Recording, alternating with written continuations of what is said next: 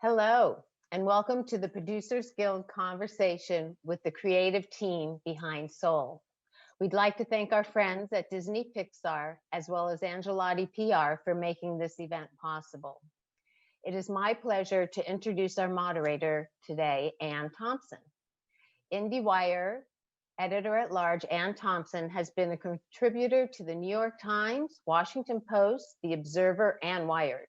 She has served as film columnist at Variety and deputy editor of Variety.com, where her daily blog Thompson on Hollywood launched in March of 2007. Anne was the deputy film editor at The Hollywood Reporter, the West Coast editor of Premiere, a senior writer at Entertainment Weekly, and West Coast editor to Film Comment.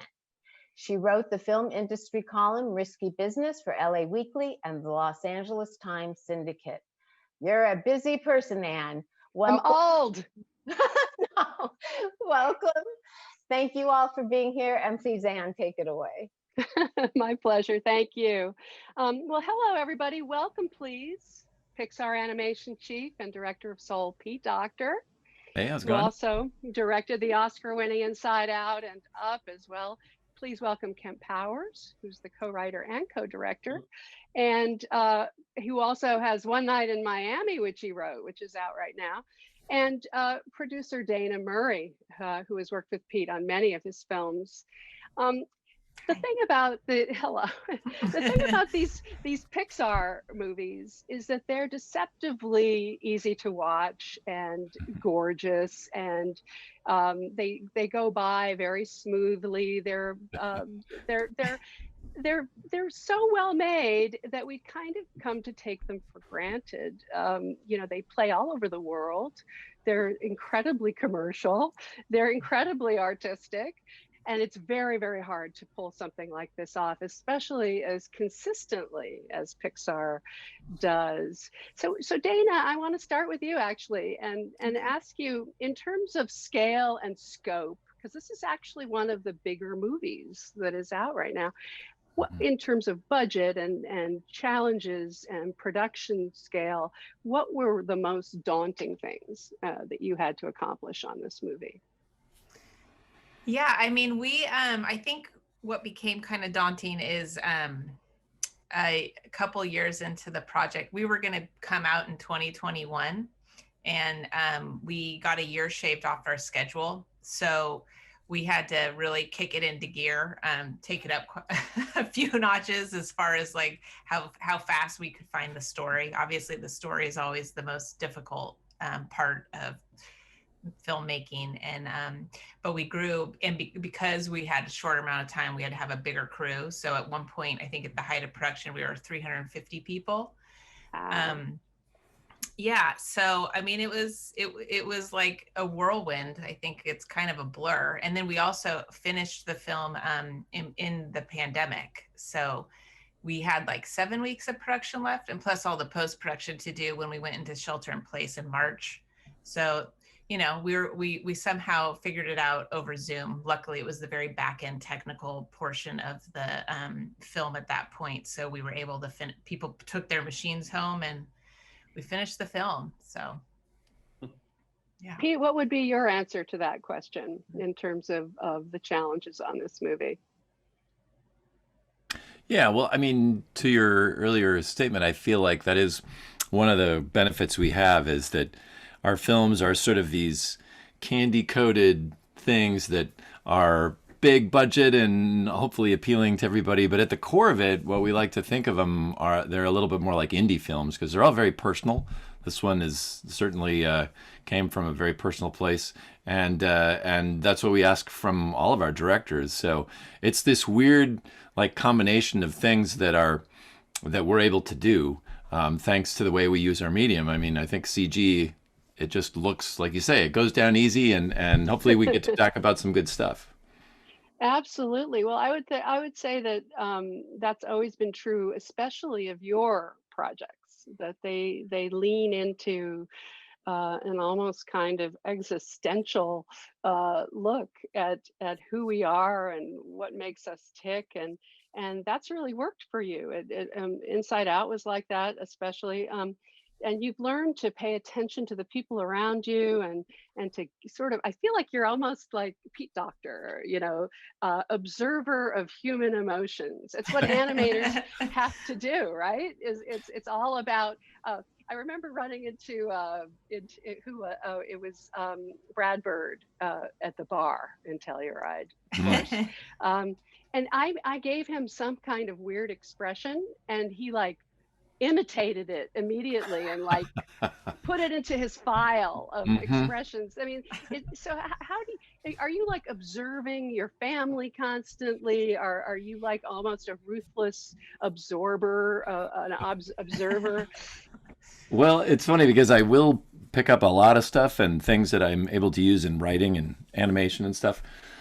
But you talk to my wife and she'll be like, "Oh no, he just like totally misses like half of the dinner conversation." And so it's a weird, like, I think this is true of a lot of us, that where you have a very rich inner life. So there's just constantly stuff going on in there. And sometimes it's just like having blinders on from the outside. But, I feel like that's the gift that we have at a place like Pixar. We have this amazing opportunity to push the limits, push against the edges of the boundaries of what people think of animation, where it belongs, and how it delivers.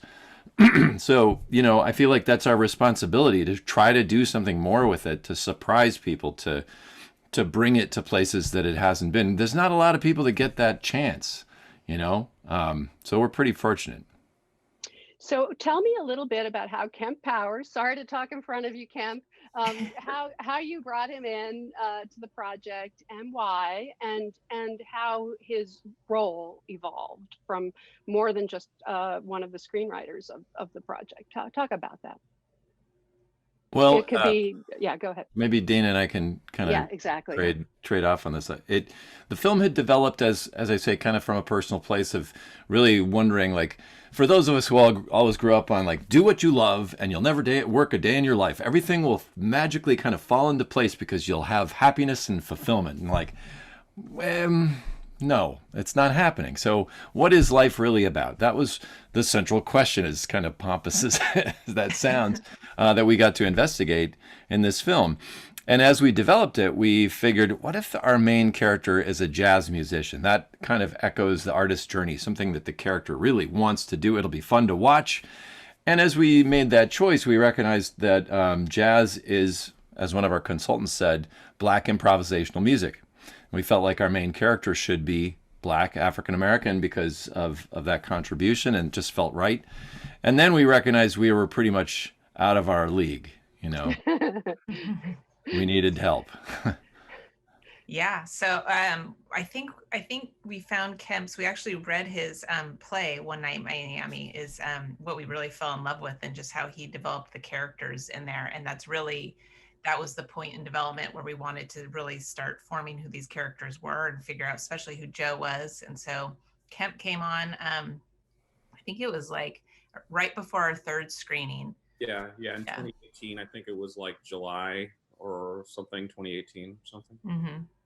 And he immediately, he's very curious, and it was obviously learning animation at that point. So he was obviously a writer and storyteller, but we found him like from the beginning, like we'd find him in the art department, working with the artists, or down in animation, talking about, way the characters would be behaving or what they would be doing in their daily lives. And he just was so infused like throughout the production from early on that he quickly became part of the process, that we knew we needed him to be in a bigger role than just writing. And so we had him in all the reviews, technical, animation, all of that. So.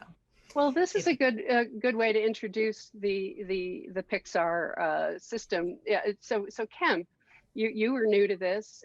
Explain the role of the writer's room and the brain trust, and what she's talking about, the screenings.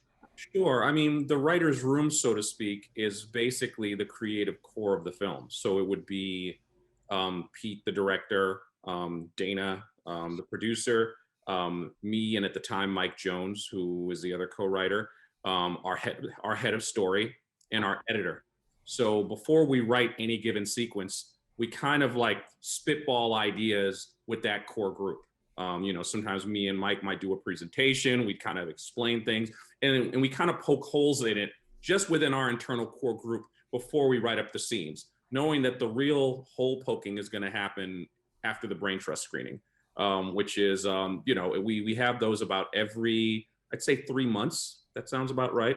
About every 3 months, we try to get one of those in. And those are screenings that we screen for pretty much as many of our peers as we can fit in a theater. So probably 150, 200 people.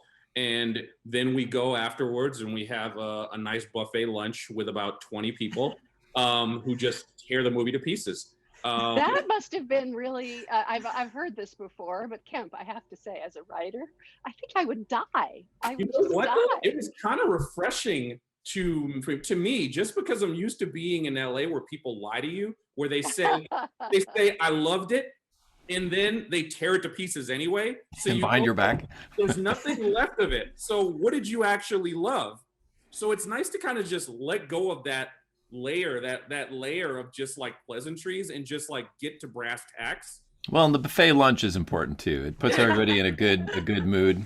Yeah, exactly. It's like everyone eats for a while and it's like, hey, what have you been up to? It's like, oh no, I went fishing, da da da. And they're like, okay, let's get started. Did you guys forget we make movies for kids? Like, dive right into it. And you kind of, it's usually a 3-hour meeting.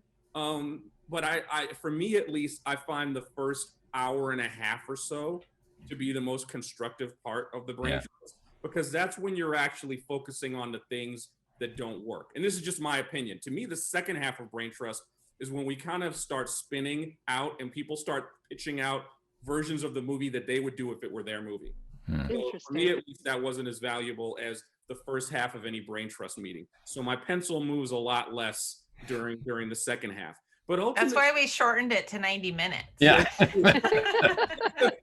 but ultimately it's just a group. You're getting the feedback of a group of your peers. Like, while it's not an official brain trust, after all of our screenings, usually all the writers would go and do the equivalent of another brain trust, because Pixar has 6-7 movies in development at a time. So all the writers of those films, we become close. So we would actually go and do our own little kind of like writer's brain trust on the side. And you want to get as much feedback from your peers as possible, because we're all struggling with solving the same problems. And it's not really, you have to do anything. You kind of, the hardest part is after the brain trust, when we kind of go back to the office, the core group, and it's like, okay, so what are we going to actually do? Yeah. What did you agree with? What did you like? Yeah. And then we kind of have our own little side, like, because there's things we might completely disagree with on the brain trust. We have to decide what we're going to do on our own. But meanwhile, we also are getting we have a system called Notesar. So anyone that saw the film also has the ability to send in notes. And then we would also have a meeting with our culture trust and our consultant. So it's like you have a mountain of notes. So what Kemp's saying is, it is the hard part of picking through what to do. So this is the first time that Pixar was tackling a story dominated by Black characters. And so what kind of culture support and consultants did you bring in to help you get this right? We started close to home. Anybody African American at the studio was our first culture trust, and they looked at everything from design work, costuming, story, obviously. But then as we thought more about it, we figured, well, we better get musicians, working jazz musicians and working jazz teachers, like band teachers. So we were lucky enough to work with people like Herbie Hancock. We got to go hang out a little bit with Quincy Jones. So it was pretty cool. But then there were also just great consultants, teachers from Emeryville, California, or New York. Dr. Peter Archer, this guy we met in Queens, really became integral. And it's amazing how, at first you're like, I don't really know what I'm looking for. You just are listening, but stuff shows up and it makes its way into the movie. I remember one of the teachers telling us in Emeryville, it's kind of a rough neighborhood, and a lot of kids, he said, there were kids that would not have come to school if there wasn't a band program, I'm like, oh, that shows the importance of this as as music and in education. And we thought we could use that in the movie. So Curly, who's one of Joe teaches, that's kind of his story. So you just adapt and pull this stuff in, and it really has a big effect on what you do. So what was the so the music is a very important component of this. So you had John Baptiste and you had Ross and Resner. Talk about how they were incorporated into this. At what stage do you bring them in? At what stage? I understand that even the animation of the piano playing was informed by Baptiste. So talk about how you maybe this is a Dana question. I don't know. Sure. As soon as we decided that Joe was a jazz musician, we start trying to figure out, who did we want, to be Joe's hands essentially. So we started talking, and I think we found Baptiste pretty early on. And same with finding your composers. Ren Kleiss, our sound designer, who Pete also worked with on Inside Out, and Ren works with Trent Atticus on all of the David Fincher films. So we started talking about them really early on in the process. And it just felt like, even though it was a little bit outside of the box, obviously, for Pixar to go with Trent Atticus, it felt really perfect because we wanted the Soul World to just have such a different sound and tone. And then the contrast with the Baptiste music with New York, it just felt right. But like you said, Baptiste really, we set up so many cameras when we recorded the music with him, and the animators really would study it so that they could get every single note and movement and all those details in the film. So is Joe the animation of his character, is it based on that? Or I understand even Pete Docter was a bit of a model for him. Well, Joe's a tall, lanky guy. I know there's something that I really identify with about that. We did. I mean, I think it comes from a lot of different places. Of course, we set up video while we're recording Jamie Foxx and Tina Fey and all of our actors. So there are nuances and gestures and expressions that the animators might borrow from there. But I would give most of the credit to the animators themselves, who are really like the actors of our medium. The voice is definitely important, but the animators are the ones that really bring it to life. And I don't know, Kemp was, as a newcomer, would just constantly remind me of like, holy cow, look at the way this is just bumping up, the elevation of what we're talking about. It was just like every day your spine would tingle and stuff would just sparkle into life. I mean, it's really great working with those people. Yeah, I gotta say, like, animation dailies was, which I know for Pete can be kind of grueling, was actually my favorite part of the day during the production, because it just, it's just, like you said, it's the actual acting. And we actually had some pretty fun, vigorous discussions in dailies. Sometimes we couldn't get through dailies because of the discussions we were having about how a person would greet another person, a handshake, the level of warmth, how like all that like micro detail that says so much about the story without any words. So it was really fun. So the casting was really important. I know I said something like this to you, Pete, on another call that we did, but I think I found Jamie Foxx's voicing of this character to be rather revelatory. He showed sides of himself that I hadn't quite seen, and I realized that he was separated in a way from his physicality, and I wondered if it was almost liberating for him. But how did you come up with him in the first place? Well, usually the way we work with, this is true of every character I've worked on, is we design them first. We write, we design them, so we have an image of what we're looking for. And we ask our casting folks to bring in audio only with no voices. I don't want to know who these people are. And so we'll be staring at the design and listening, and some people just immediately click. I remember Ed Asner with Carl Fredricksen from Up. He was just like, oh, that's perfect. And Jamie was like that too, and I didn't recognize his voice. Kemp says you knew who right away. I recognized everyone's voices. I was like, Jamie Foxx, Angela Bassett. Like I was. But and the funny thing is, Joe looks like that voice belongs to him, but Joe doesn't look like Jamie Foxx. I don't really understand how that works. The other thing I think that was really interesting, Jamie is so used to playing characters. You know, he's such a chameleon; he can do so much. And what we asked him to do was just him. You know, your normal voice, your normal, your normal voice, and so that took a little getting used to for him in terms of what we were looking for. But I think it really paid off. He told me, and I was talking to him, and he told me he thought he was in trouble after the first voice session because he had all these prepared voices and he did them all, and we were like, "That's wonderful. How about you just be you?" And he was just like, "Never." For some reason, a lot of that went around. I mean, Donnell Rawl, a lot of our voice actors who were new to animation at this level, I think, kind of were like, "Am I doing poorly?" And it's like, no, it's not that. We're just We like your voice. It's a common thing with actors when they think animation. They're like, "Oh, I have to do a goofy voice because it's animation," you know. And no, the reason we want them is because of the authenticity and the believability and all that life that's going to come into the characters.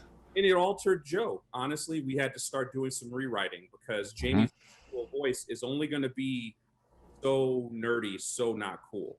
So you have to adjust the character. Joe Gardner has to get a little more confident than he was in the first draft. You know what I mean? Because we have to find the balance. We have to meet Jamie Foxx's natural voice halfway.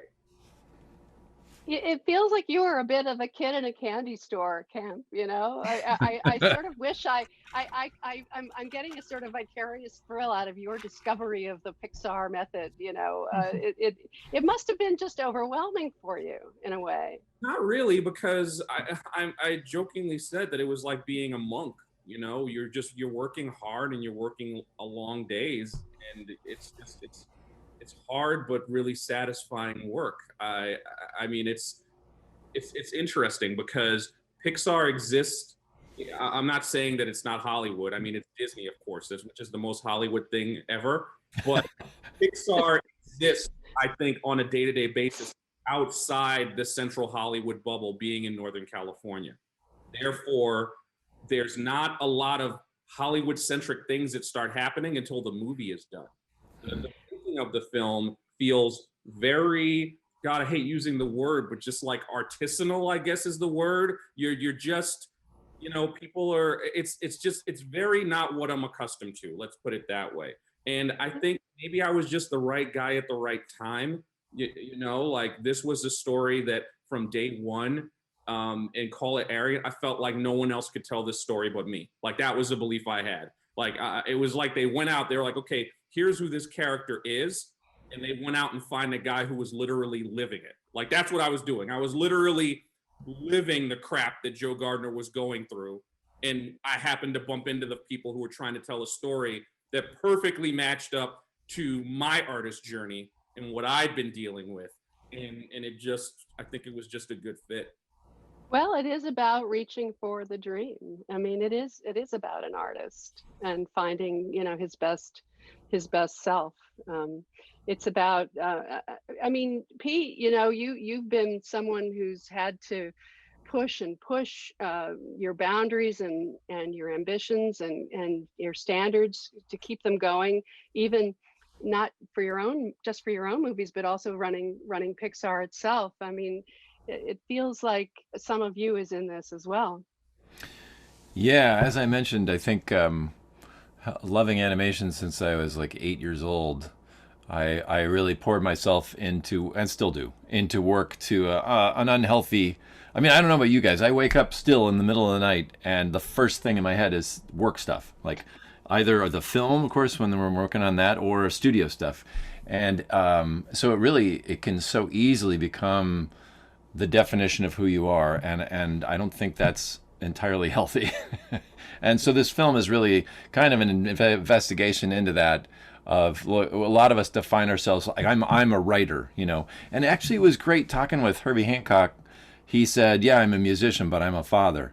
I'm a husband. I'm a you know, all these different relationships." And through these jazz musicians, I found there was so much wisdom there.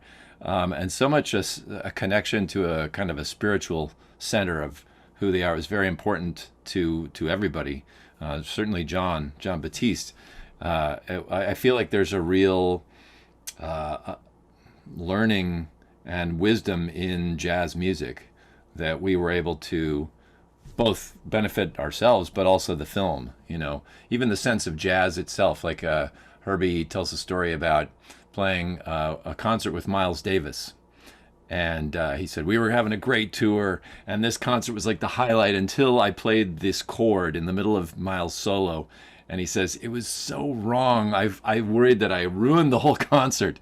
And he says, instead of judging, Miles took a breath and he played some notes and he made my chord right. Whoa. And he's like, I could not figure out how he did that. It took me years. He says, here's what happened. He didn't judge it. He just took it as something new that had happened, and he tried to do what any great jazz musician should try to do, which is take anything that happens and turn it into something of value. And when we heard that, we were like, all right, this guy has to be a jazz musician. Our character, this is so themic to what we're talking about and so true of life. We don't get to choose how most of the stuff in our lives happen to us, but the thing we can do is to try to use it and turn it into something personal and beautiful. Way to go. Well, that brings up the idea that you're focused on an adult in this movie, and usually the Disney movies and the Pixar movies are reaching for a pretty wide audience around the world. You have to play, this has to play for everyone really to be successful. And I wondered how you worried about that, Dana. I mean, pushing the audience past the young family comfort zone on several, how did you work on that? And how do you test that? I'm curious about, do you do testing with audiences? Yeah, it always, like Pete said, the story starts from this personal, probably almost like selfish place. Like we're like, we want to make a film that we want to watch, but I have kids. We all have kids. I have younger kids. So I think I was always a really good litmus test at bringing, making sure I was always at the forefront of our minds of like, this needs to be super entertaining and fun and visual for kids. So we had a test screening. I think it was our 5th screening or something. So there's still a lot of rough storyboards in there. All of the crew brought their kids in. So we probably had like 110 kids or something, and we put them in different theaters. They watched the film, and we watched them watch the film, which is always terrifying because we realized after doing this for years, kids aren't very reactive in the moment. Like even if they're happy or sad, like sometimes you'll get a laugh, but you're like, oh my God, they must hate it. Yeah. And then afterwards, they're like telling you all these things that they think are funny. And the most interesting part is it's always the parents that are like saying, yeah, my kid doesn't get it. And the kid will be like, no, and like totally explain what happens. And so we have found that we shouldn't underestimate the kids. They're usually the smartest one in the room. And so I don't know. We did. don't. As we were making it, this is what made me laugh. Where's my middle-aged man musician doll? yeah, totally. Yeah, we kind of knew that like the toy and product people were going to be really Pixar. We thought Up was bad, but like you just. I have 2 daughters though, and they both have Joe dolls in their room, and they love him. So there you go. Well, that's so. I'm jumping around. Forgive me, but setting the movie in New York City, what were some of the challenges in terms of portraying? I mean, I use the word naturalistically, but that it feels like you went that way. That there's 2 separate design worlds in this movie, and they're very opposite from one another. The great forward or whatever that's called. I keep wanting to say the great beyond, and I know that's not right. Go ahead, Pete. Maybe for you. Yeah, we it's the great before, and we wanted that to be ethereal and sort of non-specific to any culture, very soft, rounded, kind of vaporous, ethereal. So New York then developed out of opposition to that, where it's very, very angular and rigid. And jazz also brought a lot to that. When you look at those great designs of album covers from the 60s and 70s, there's an angular, colorful, rhythmic sense that we tried to capture. We also, of course, we visited New York, and I think Steve Pilcher and our whole design team did an amazing job trying to be as specific as they could, very, very specific neighborhoods, within Queens, within Manhattan. And we changed the names and the specific like buildings because we didn't want to have to clear everything through, all that. But the architecture, you can kind of go like, oh yeah, that's around 40th and 7th or whatever. And it's amazing the job they did. Yeah. And Kemp, were you involved in sort of saying, no, we shouldn't do this or that? Just sort of checking things and making sure it was playing right?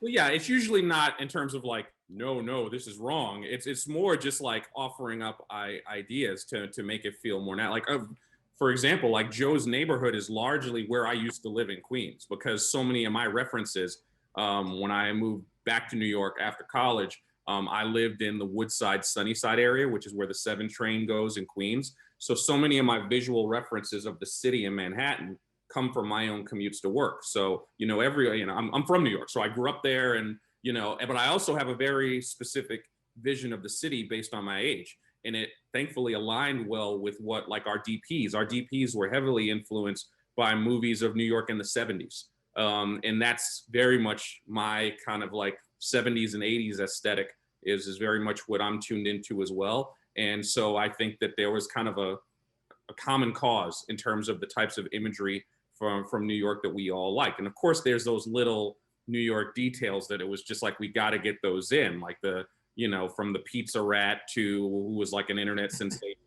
to just like that moment in the subway with the busker. I mean, all these things are kind of pulling from these intangible. That was one of the bigger challenges, I think, in Brain Trust, is that everything you do, you have to kind of explain.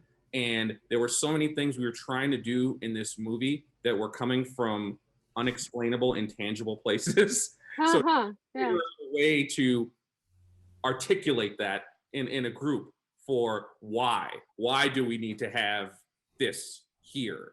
And it was, I obviously I think we did a good enough job explaining it that they made it into the film. But a lot of those intangible things that I think make something feel like a New York story, as opposed to New York just being some kind of surface set piece.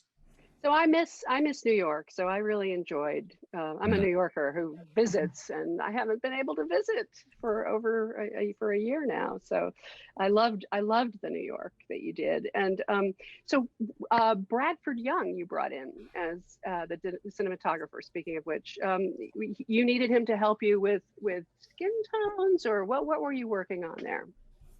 Well, there was a lot of concern early on that black skin would be difficult to, most of us, the past films, the characters are a lighter value against a darker background. And so you just want to make sure that they read. So there was some concern about that. And Ian McGibbon, who is our DP of lighting, was really intrigued by the challenge and a real lover of Bradford Young's work. So it was amazing the information he was able to bring us on that. But then way beyond that, he started talking about like the politics and economics of lighting. I'm like, what? And he said, oh yeah, I have a relative who is fairly well to do, and you'd go to visit her and it would be light, a lot of light sources in there in her living space. Whereas poor people, there's fewer lights, there's smaller, like windows and things, and so it's usually darker. I'm like, well, I never thought about that.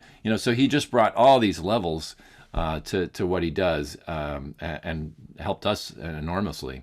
Yeah, I think that's one of the things I love about our film is that lighting element of it. It forced us to kind of, I don't want to, I mean, I'm the new guy, but it felt like there were certain kind of hard and fast rules when it came to the lighting in Pixar films in the past. And Bradford's ideas about, like, for example, natural single source lighting, where so much of a character is cast into shadow, that would have been like a no-no in the previous film. Interesting. So I think that contributes to from the moment Joe walks into that audition, which was the first sequence to go into animation, you just go like, wow, this looks different. This looks different than any other Pixar movie. And so much of that is about the things that I think Ian applied to the lighting. Yeah, he and Matt Asprey, the other our DP in layout, they looked at the great New York films, Annie Hall and I can't even list them all. Once Upon a Time in America, films that were set there, and they tried to even the film stock or the lens choices, anamorphic lenses. A lot of those choices were very intentional to try to evoke that specific feeling of that time. What were some of the influences behind the design of The Great Before, and also the character of 22, who I think is just one of the most unusual characters I've ever come across, ever. A remarkable creation. Go ahead. Yeah. Well, the Great Before, I mean, early on, we were looking at a lot of, I think we were looking at specific like cultures like Greek or like history books from like Italy, all the Roman times. And then we realized that feels too specific to one culture. So we wanted it to feel very, like every single soul from the entire world comes from this place. So we didn't want it to be linked to any specific culture. So then we started looking at World Fair architecture, because that just, it feels like that expressed grandeur and awe. And so we started there. And then I think like modernish sculpture came in for the pavilions. I mean, we looked at Picasso, Alexander Calder. So that was like the early on inspirations for the U seminar specifically. But it kind of grew out of research again, talking to religious experts and people who advised us there, and looking into it, like how do people around different traditions view the soul, and is there any belief in a pre-life? And I think we found like Mormons have a pre-life, but that was almost it. So a lot of it we were able to make up and just kind of go where we wanted. But we did think about like the things they all said were, oh, it's ethereal, it's non-physical. Like, what is the soul? It's vaporous, it's invisible. And obviously we can't do all that because we need something on screen, but we tried to be influenced by that so that it sort of feels like that. It nods to it. What were some of the biggest, there's always a moment, where you're something isn't working. Where it just isn't happening. What was that kind of crisis moment on this, or what were a real challenge in terms of something? I feel like you went through a lot of twists and turns in the characters that you were working with in The Great Before, for example. I don't feel like there was one huge one like there have been in the past, like on Inside Out or whatever, but there were daily doubts. Yeah, it was incredibly difficult to just find the look. It came really late in the game, which was scary. Our production designer, because of that year that I talked about that got shaved off the schedule, we had to get New York sets ready to go because we knew we could do that. The Soul World took so long to figure out the look that we created a hub of technical and artists in a room together, and we were basically like, don't leave till you figure it out. Not really, but and really it was like art was inspiring the technical artists, and they were inspiring the art, and they became this one unit that we because we couldn't find the look in a painting. So I would say it was the most difficult, but I don't know that it wasn't ever not working. It was just the journey finding it was hard. Yeah, no, congratulations on this. I guess what I'm trying to say all throughout is I recognize to some extent, at least, how challenging and difficult this kind of thing really is. And you do pull it off every time in a way that I at least appreciate. I think it's amazing. So thank you. I'm gonna call it a day. I think this was help. Thank you for helping us out in terms of understanding this. Thank you for talking with us. Yeah. Great. Yeah, thank you. Nice to meet you, Anne. Nice to meet you, Dana. And Kemp, and to see your face, lovely. Pete's old news at this point. No, I'm. All right. Thanks. Bye, everybody. See you later. Bye. Thank you.